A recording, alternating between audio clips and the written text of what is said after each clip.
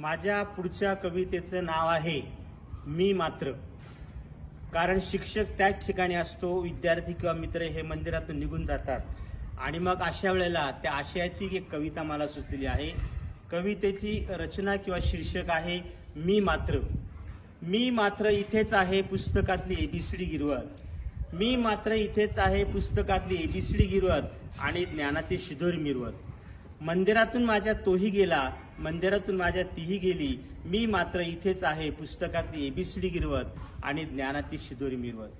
भेटला मला तर तो म्हणतो, सर तुमच्यामुळेच मी गगनात पोचलो. भेटला मला तर तो म्हणतो, सर तुमच्यामुळेच मी गगनात पोचलो आणि आज सुद्धा अर्थाच्या चांदण्यांमध्ये खूप खूप लोळलो.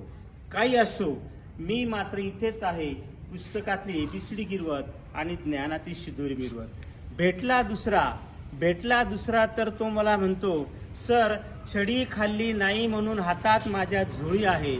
सर छडी खाल्ली नाही म्हणून हातात माझ्या झोळी आहे. सर छडी खाल्ली नाही म्हणून हातात माझ्या झोळी आहे आणि आईच्या डोक्यावरती कष्टाचीच मुळी आहे. आईच्या डोक्यावरती कष्टाचीच मुळी आहे. काही असो, मी मात्र इथेच आहे पुस्तकातली एबीसीडी गिरवत आणि ज्ञानाची शिदोरी मिरवत. विद्यार्थ्यांनो, शिष्यांनो, तुम्ही सुद्धा यशाचा गंध चाखा.